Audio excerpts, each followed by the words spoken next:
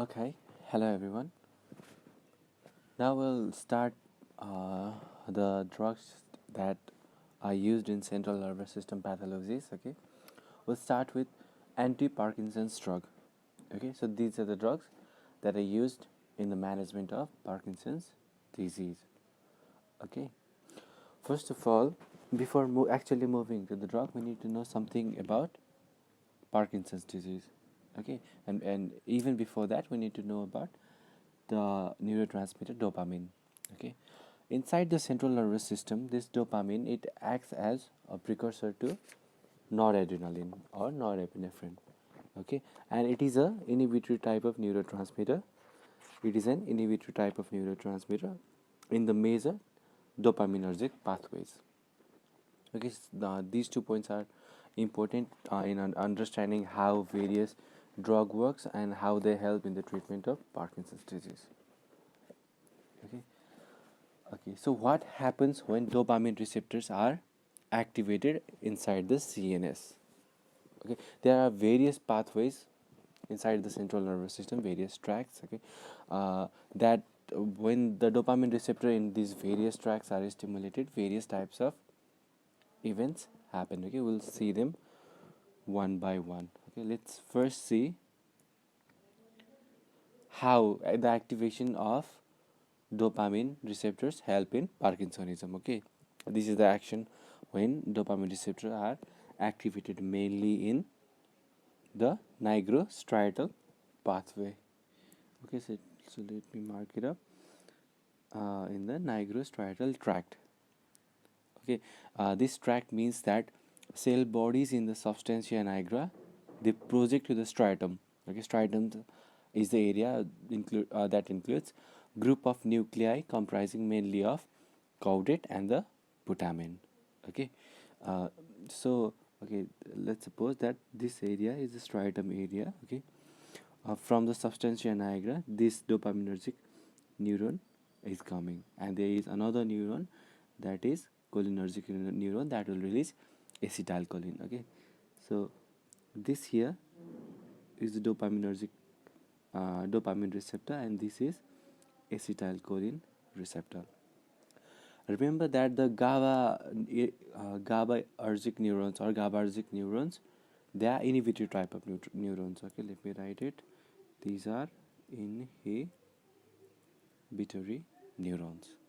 Okay, and these neurons they are responsible for initiation of movement. Okay, the main problem in Parkinsonism is that is bradykinesia or decrease in movement. Okay, so these neurons, GABAergic neurons, are responsible for initiation of movement. We'll now see how the movement initiates. Okay, since these GABAergic neurons are inhibitory neurons, okay, inhibition will never lead to initiation of any movement.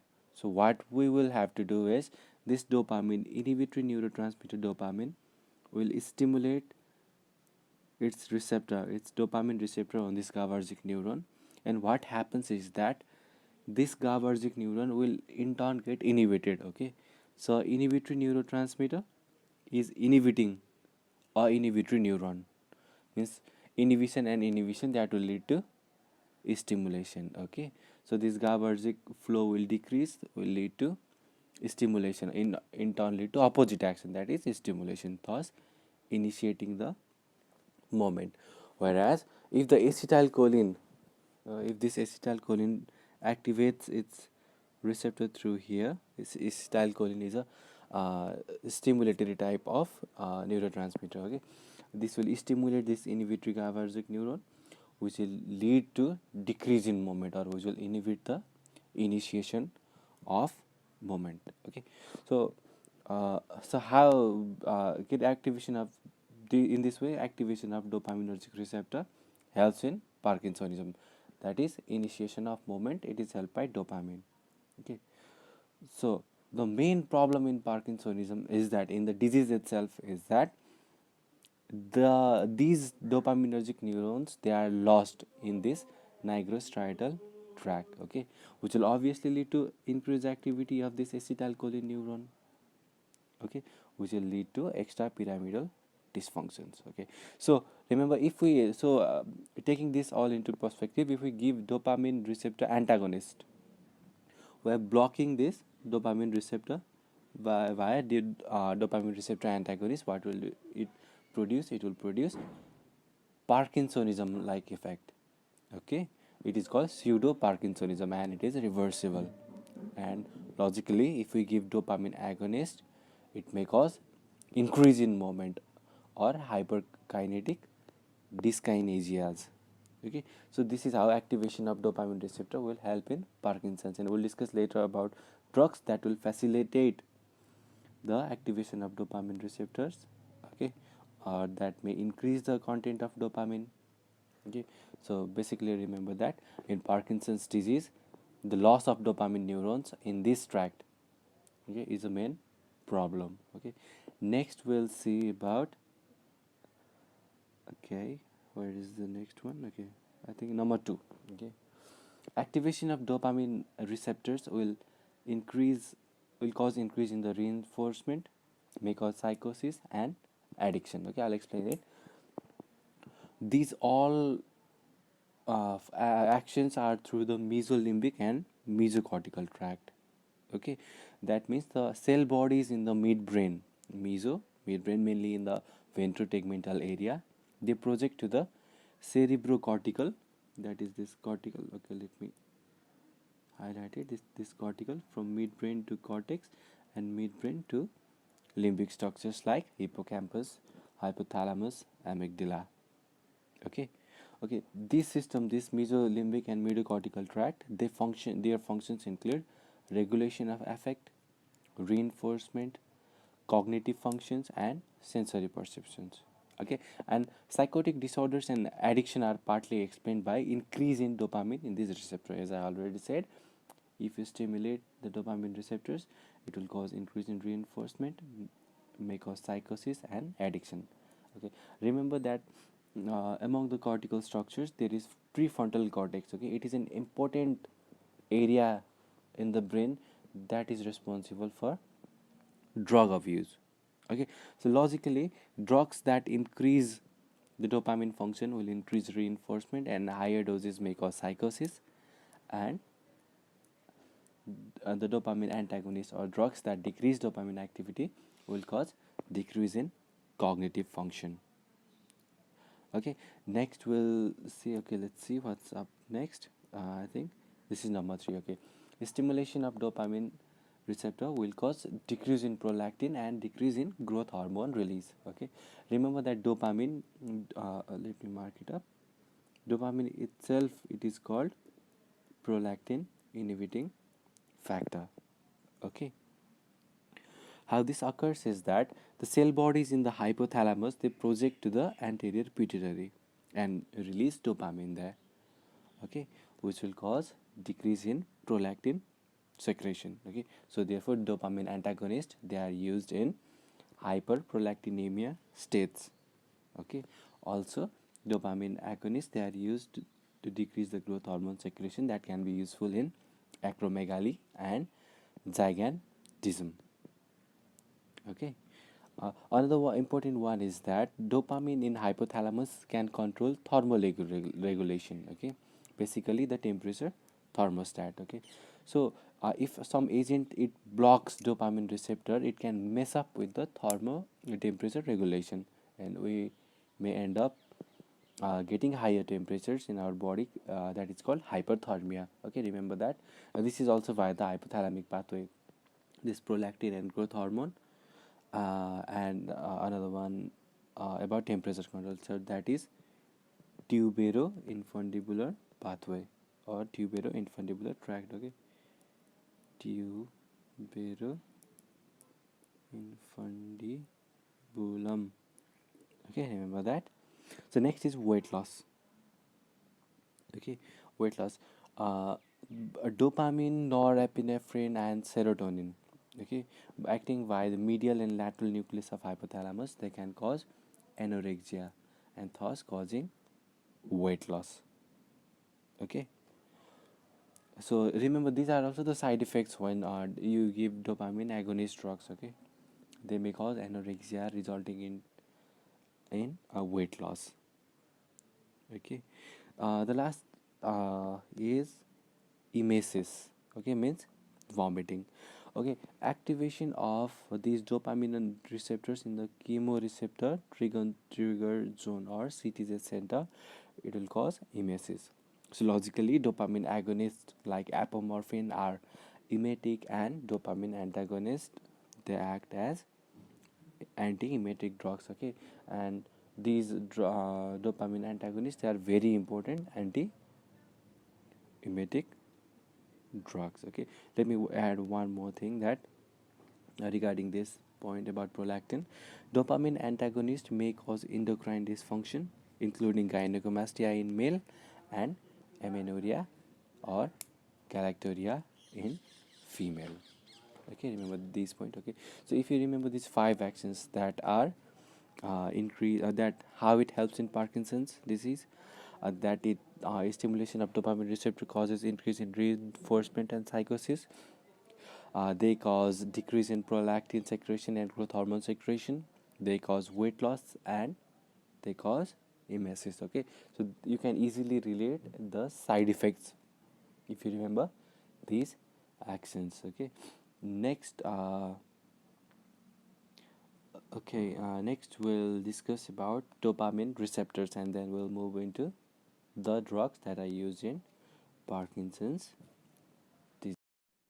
So now we'll discuss in very short about the dopamine receptors. Okay, the dopamine receptors of significance here are the D1 like receptors, which are GS coupled receptors, and D2 like receptors, that are GI coupled receptors.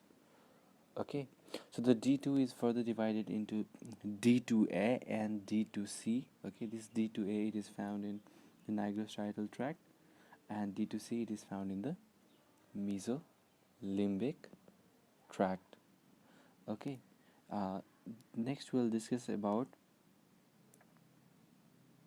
okay, forgive me.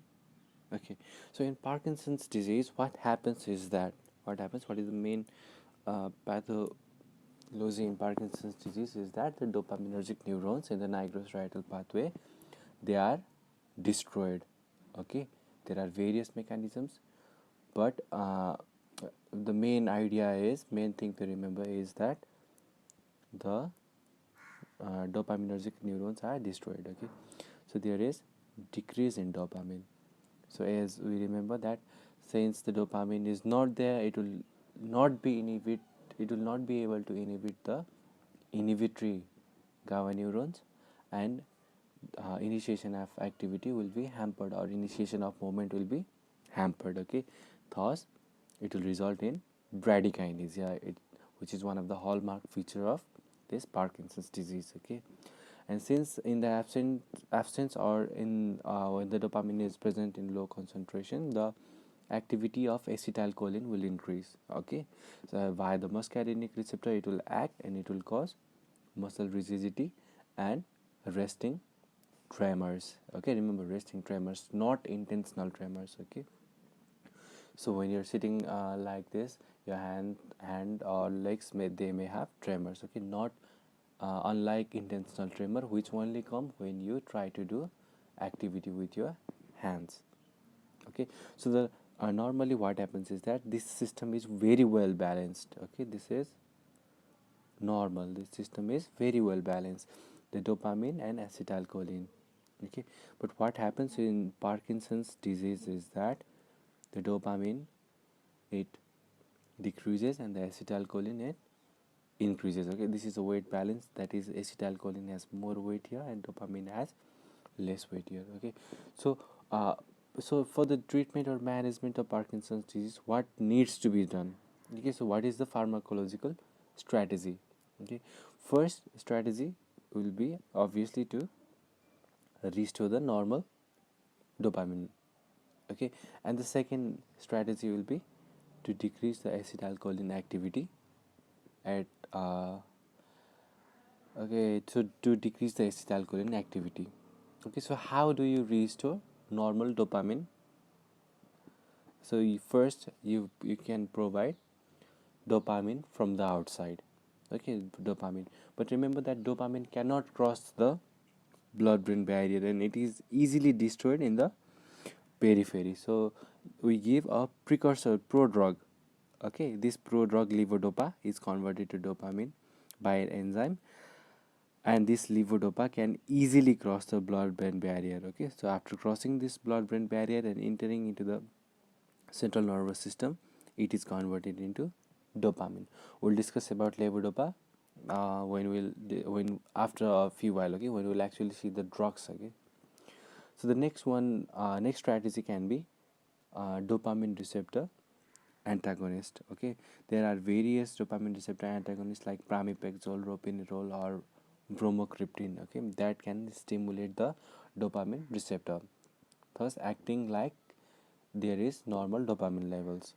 Okay, the next strategy will be to decrease or block the dopamine metabolism, that is to prevent the dopamine from getting destroyed. Okay, so monoamine oxidase B, it is the enzyme that is responsible for the degradation of dopamine. So if you can find a strategy to inhibit this enzyme, okay, inhibit this monoamine oxidase enzyme, there are drugs like salicylic, okay, that can inhibit this monoamine oxidase B enzyme, resulting in increased availability of the dopamine.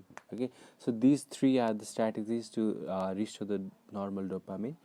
And about decreasing the acetylcholine activity, we give some muscarinic blockers. Okay, we give some muscarinic blockers like benztropine, uh, trihexyphenidyl, these drugs, and even amantadine. Okay, these drugs, they block the acetylcholine activity, okay, thus balancing the system. Okay, next we'll discuss about these individual drugs. Okay, we'll start with levodopa next. Okay, and we'll now see about the drug levodopa. Okay, before really moving about the pharmacology of levodopa, let's understand how this works. Okay, so we have our beloved levodopa here. Let me change the color. Okay, so yeah, we have our beloved levodopa here. Okay, it is in prodrug that is converted to dopamine. Okay, remember that this is CNS, this is in CNS, and this is outside. Okay, so periphery. Okay, uh, levodopa is converted into dopamine via action of the enzyme triple AD, or aromatic amino acid decarboxylase. Okay, it is also called peripheral decarboxylase. Okay, so levodopa is converted into dopamine in the periphery by peripheral decarboxylase. Okay, and remember that, as I mentioned earlier, that dopamine uh, cannot enter through this blood brain barrier, but levodopa can. Okay, so in the periphery, levodopa is converted by the enzyme catechol O methyl transferase, or COMT, to 3O methyl dopa. Okay, so once the levodopa it enters the central nervous system, what happens is that again this triple AD enzyme acts on it, and it will convert this into dopamine. Okay, remember this is what we want. Okay, this is gold. Okay, this is literally gold for Parkinson's disease patients. Okay, and this dopamine will be metabolized by monoamine oxidase B enzyme into its metabolite, and also the catechol-O-methyl transferase will act and convert this levodopa into 3O-methyl dopa. Okay, so looking at this picture, we can guess now where our drug should target. Okay, our drug should target number one here, to prevent the peripheral decarboxylation of levodopa into dopamine. Okay, number two, they should block this catechol O methyl transferase enzyme. Similarly, here number three, they should block the metabolism of this dopamine into its metabolite by inhibiting the enzyme monoamine oxidase B. Okay, similarly, this is number one, this is number two. Okay, so various drugs can act on these various places. We will discuss about them uh, in a while. Okay, but remember that this triple AD enzyme. It is inhibited by a drug called carbidopa. So it is a peripheral decarboxylase inhibitor. Okay, uh, and drugs like intocapone and tolcapone, okay, will inhibit this. Okay, tolcapone will inhibit this catechol O methyl transferase enzyme. Okay, and drugs like salicylic, rasazyline, salicylic will inhibit this monoamine oxidase B enzyme. Okay, thus preventing the degradation of dopamine. Okay, similarly, tolcapone here will block the catechol methyl transferase, but remember that carbidopa will not block this central triple AD. Okay, it will only block the triple AD or peripheral decarboxylase on the periphery. Therefore, it is also called peripheral decarboxylase inhibitor. Okay, this carbidopa. So let's talk about levodopa. It is a prodrug that is converted into dopamine by this aromatic amino acid decarboxylase enzyme, and it is given with carbidopa. Okay, to prevent the peripheral decarboxylation. Okay, uh, okay, let's see. A dopamine that is produced inside this central nervous system, that it will then act with the D2 receptors in the basal ganglia to produce Parkinsonian effect. Okay, I already told why carbidopa is given. Okay, a large amount of the drug is converted to dopamine. Large amount of this levodopa is converted into dopamine in the peripheral tissue by the enzyme peripheral decarboxylase. Okay, and only a small amount, that is 2 to 3%, will enter the brain. But we don't want that. We want enough of levodopa to enter the central nervous system. Okay, so what we do is we give levodopa in combination with carbidopa or benserizide. These are peripheral decarboxylase inhibitor. Okay, so increasing the availability of levodopa. Okay, remember something that amino acids present in the food may interfere with the absorption of levodopa. Hence, it is usually given 30 to 60 minutes before meal. Okay, let's see what are the potential side effects or adverse effects of levodopa. So, okay, side effect of levodopa. So remember, these side effects are extension of its action, extension of activation of the dopamine receptors. Okay, let's see. First, GIT system. We'll already discuss that it may cause anorexia, emesis, that is nausea and vomiting. Okay, but these are usually common during the initial treatment phase, and tolerance to this emetic effect will develop slowly. Okay. On the cardiovascular system, the commonest side effect is postural hypotension. Okay, the commonest side effect is postural hypotension. Why?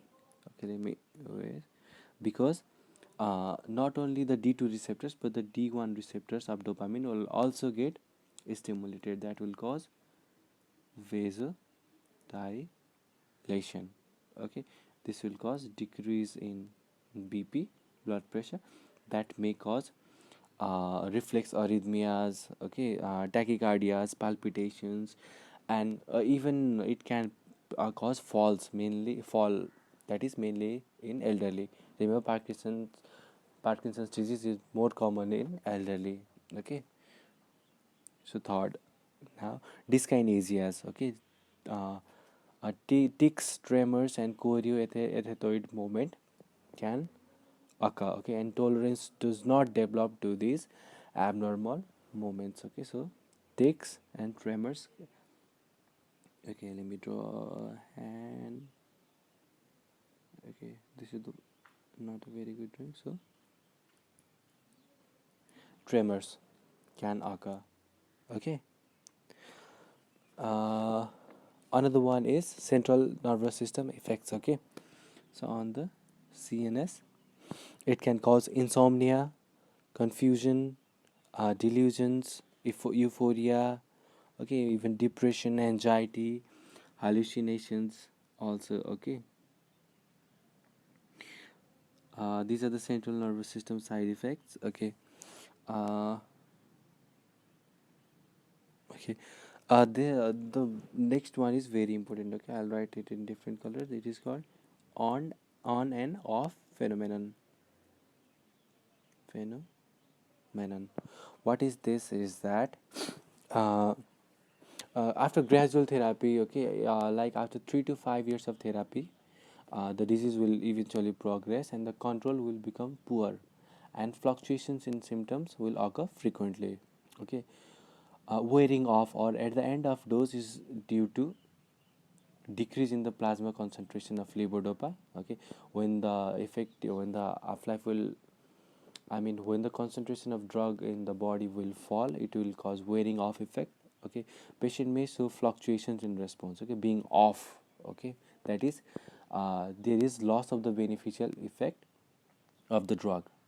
Okay, and being on, that is relief of most of the symptoms, but with disabling dyskinesias called the on and off phenomenon. So you give drug slowly, after a few hours, okay, its effect will decrease and it will cause the off phenomenon, okay. And after you give the next dose, the concentration of dopamine will increase and it may relieve the other symptoms, but it will cause dyskinesias, okay. This is called on phenomenon, okay. So this is on and off phenomenon. So what can you do to prevent this is you need to minimize the fluctuation, okay. So sustained release formulation of levodopa carbidopa produces more stable plasma levels and help to reduce this fluctuation in response, okay. And this off phenomenon or end of dose deterioration can also be improved by giving levodopa in smaller and more frequent dosage. Okay, I think this was all about levodopa. Next, we'll discuss about this uh, peripheral decarboxylase inhibitor mainly. Okay, let me write in a new page. Carbidopa, carbidopa, and benzerizide. Benzerazide. Okay, these are peripheral decarboxylase inhibitors.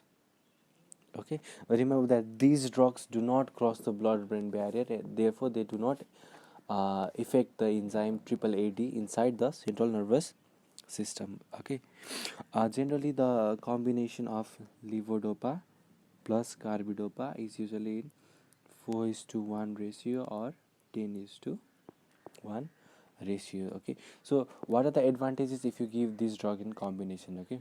It will cause increased bioavailability of dopamine in the basal ganglia. Hence the dose of levodopa can be reduced, okay, up to by 75%. One is increase availability, bioavailability. The second is decrease in dose of levodopa, okay. A third is prolongation of half life of levodopa, okay. And since we are giving it in lesser dose, the side effects, mainly the GI effects of nausea and vomiting, are reduced.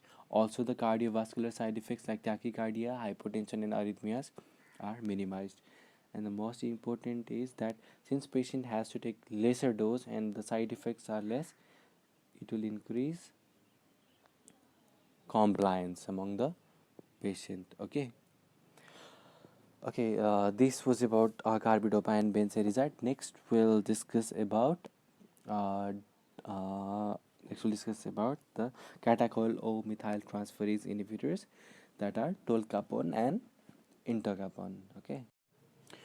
So now we'll discuss about catechol O methyl transferase enzyme inhibitors or COMT inhibitors. Okay, they are basically two drugs in this category. Okay, tolcapone and entacapone. Okay, let me switch on to a different diagram, okay, so that it will be easier for us to understand. Okay, So this is the enzyme catechol O methyl transferase. Okay, this converts levodopa into 3O methyl dopa both in the periphery and inside the CNS. Okay, so if we give these catechol O methyl transferase inhibitors, okay, what happens is that the peripheral metabolism of levodopa to 3O methyl dopa will decrease. Okay, thus increasing the half-life of levodopa and enhancing its bioavailability in the CNS. Okay, so what happens if the bioavailability of levodopa is increased? Okay, the on time is prolonged and the dose of the dose of levodopa can be reduced. Okay, uh, so let me switch back. So the tolcapone, it has both peripheral and central actions. Okay, so it can inhibit the enzyme COMT both in the periphery and uh, in the CNS. Okay, dual action, central and peripheral action, whereas entacapone only acts on the periphery. Okay, a fixed combination of levodopa, carbidopa and entacapone is available. So side effects. Okay, side effects are relatively easier to remember. These are dyskinesias, nausea, diarrhea. Okay, confusion, hallucinations, and remember that this tolcapone, it is hepatotoxic. Okay, hepatotoxic. So in people with liver disease, this is contraindicated, but this entacapone is not hepatotoxic. Okay, so you may choose entacapone if patient has any liver disease instead of tolcapone. Okay, next we'll discuss about what will we discuss about next is the drug that will inhibit the enzyme monoamine oxidase B. Okay. Okay, next we'll discuss about the monoamine oxidase B inhibitors. Okay, this consists of drugs like salicylic and rasazyline. Okay, these drugs, they selectively and irreversibly inhibit the monoamine oxidase B enzyme in the brain. Okay, but not in the periphery. Okay, so what happens is that, okay, let me switch on to that original diagram. So if you inhibit monoamine oxidase, what happens, monoamine oxidase B, what happens is that the dopamine is not metabolized and is not converted into its metabolite. Okay, so the concentration of dopamine will increase. So this is the basis for using these monoamine oxidase B inhibitors. Okay, they retard the metabolism of dopamine in the brain and also prevent the formation of the toxic metabolites. Okay, so they have neuroprotective effect and they even retard the progression of, okay, so let me write it. These are neuroprotective. Okay, they also reduce the on and off and wearing off phenomenon. Okay, so the rasazyline is more potent and has longer duration than salicylic, therefore single daily dose is enough. Okay, so the side effects are dyskinesia, psychosis, insomnia. Okay, remember that the most important thing about this salicylic is that it is converted into or metabolized into amphetamine. Okay, it is into converted into amphetamine. Okay, that is responsible for insomnia. And the patient of Parkinson's disease that are taking salicylic will test positive for amphetamine drug use. Okay, so remember, this is very important point. Okay, and the doctor may even have to go to the court to explain if his or her patient test positive for amphetamine use and they are taking salicylic. Okay, so one more important point is that uh, these monoamine oxidase B inhibitors, they do not show cheese reaction. Cheese reaction. So what is cheese reaction? Okay, if a person taking monoamine oxidase inhibitors takes something, some food that is red wine and cheese that are high on tyramine content. Okay, so tyramine is not metabolized since the monoamine oxidase is inhibited by the inhibitors. Okay, so what happens is that this tyramine, it gets absorbed into the systemic circulation, it reaches the adrenal gland and causes massive release of epinephrine from there. So it will cause widespread vasoconstriction and hypertensive crisis. But these monoamine oxidase B, these are selective inhibitors, so no cheese reaction is seen. Okay, I think this is all about these monoamine oxidase B inhibitors. Next, we'll discuss about dopamine receptor antagonist. Okay, so the dopamine receptor antagonist, they are pramipexole, ropinirole, and bromocriptine. Okay, so pramipexole, ropinirole, and bromocriptine. Okay, let's first discuss something about ropinirole and pramipexole. Okay, these two drugs, they are often used in the initial treatment of Parkinsonism. Okay, either alone or in combination with levodopa and carbidopa. Okay, so the adverse effects are similar to other drugs. Okay, so nausea, vomiting, confusion, somnolence, hallucinations, postural hypotension, dyskinesia, and rarely sudden attacks of irresistible sleep during daytime. Okay, okay, remember that these two drugs are also used in the treatment of restless leg syndrome. Okay, the most important thing to remember about these is these are dopamine receptor agonist. Okay, so they are used in Parkinsonism. So the next online is bromocriptine. Okay, bromocriptine, it acts on the dopamine receptor mainly on the D2, but it has partial agonistic feature on the D1 receptor as well. So is there anything else left? Okay, so bromocriptine, it is clinically generally used in hyperprolactinemia. Remember, dopamine itself is the prolactin inhibiting factor. So if you give something that act as an agonist on the dopamine receptor, it will decrease the secretion of prolactin and growth hormone. Thus, it is used in hyperprolactinemia and acromegaly. Okay, the one important point about these pramipexole and ropinirole are these are also antioxidants. Okay, so they decrease or prevent free radical damage to the dopaminergic neurons in the nigrostriatal pathway. Thus, they may be able to delay the progression of disease. Okay, next I think we have completed drugs that can normalize the dopamine levels. Next we'll discuss about the drugs that decrease the acetylcholine functions. Okay, okay, drugs decreasing the acetylcholine functions. Okay, these are mainly benztropine, benzhexol, that is also known as trihexyphenidyl, and lastly amantadine. Okay, so the antiviral amantadine. Okay, so these benztropine and trihexyphenidyl, they are muscarinic blockers.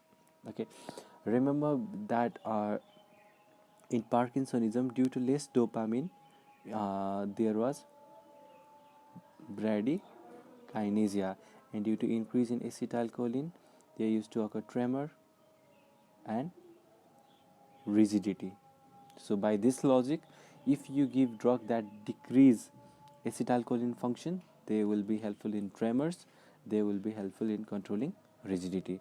And also by this logic, levodopa will only help with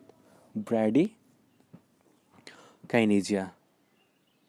Okay, so these drugs, they are centrally acting anticholinergic drugs. Okay, they are mainly used in the treatment of drug-induced Parkinsonism. They are also effective in idiopathic Parkinsonism, but their main use is in, let me write it. Okay, drug-induced Parkinsonism.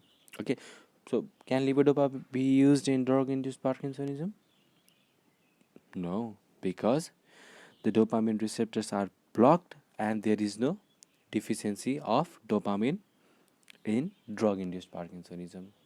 Okay, there is no actual dopamine deficiency, so why give these, why supplement dopamine? And the main pathology is the dopamine receptors are blocked. Okay, so these drugs, centrally acting anticholinergics, they are effective in drug induced Parkinsonism. How they act? They act by reducing the increased cholinergic activity in the striatum. Okay, I already told they are mainly effective in relieving tremor and rigidity of Parkinsonism with little help on the bradykinesia. Okay, so the side effects, since these are anticholinergic drugs, the side effects are anti dumbbells. So dry mouth, confusion, constipation, blurring of vision, urinary retention. Okay, so let's talk about amantadine now. It is an antiviral which can block muscarinic receptor and increase the dopamine release. Okay, it is among the category of NMDA receptor antagonist, that is N-methyl D-aspartate receptor. Okay, so why this action? It can decrease the glutamate neurotransmission in the basal ganglia. Okay, glutamate is also an inhibitory neurotransmitter. This will cause beneficial effect in Parkinsonism. Okay, so what are the side effects of this amantadine? Okay, the main side effects are atropine-like side effects: dry mouth, constipation.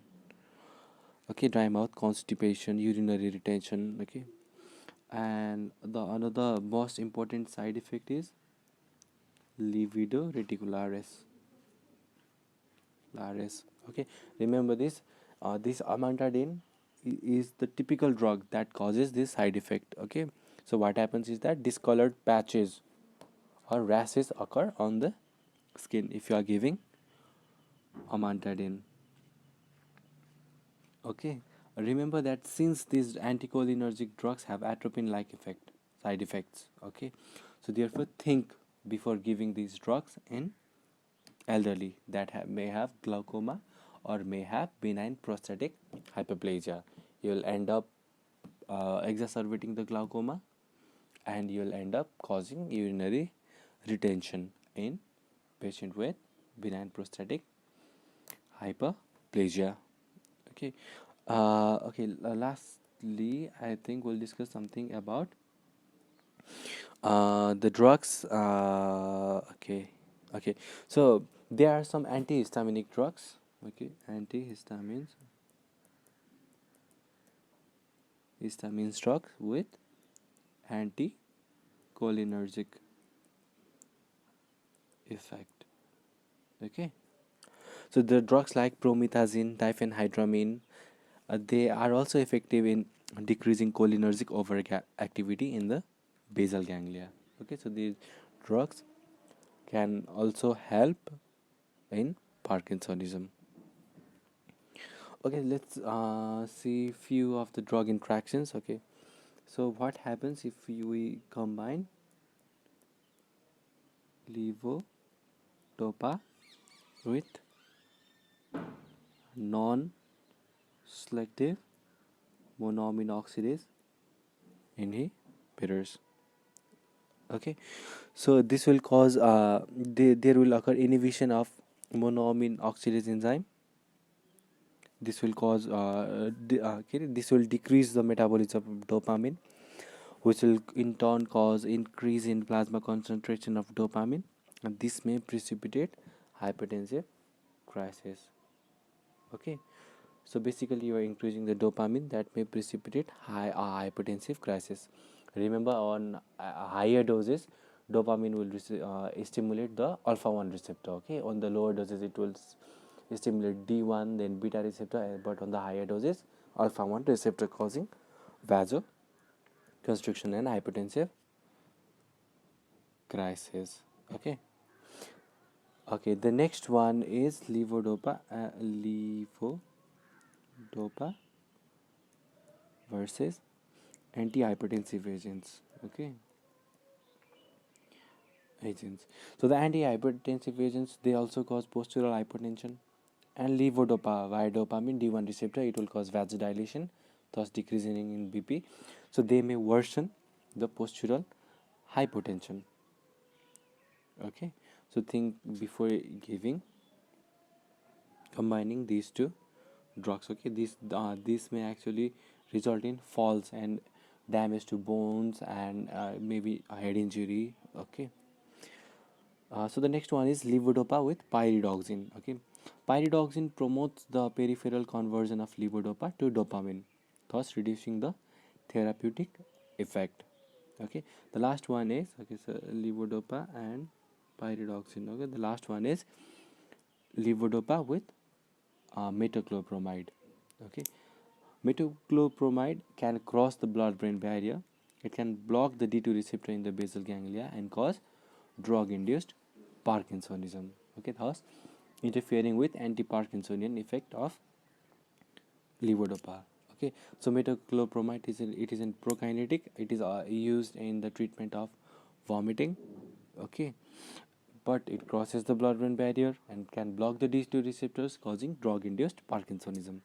Okay, thus, if you combine levodopa and metoclopramide, means if you are giving levodopa, the patient may have vomiting as a side effect. Okay, and if you prescribe metoclopramide to this patient to treat the vomiting, then what happens is that this metoclopramide will interfere with anti-Parkinsonian effect of levodopa. Okay, but domperidone, it does not cross the blood-brain barrier, so there is no any interference with therapeutic effect of levodopa.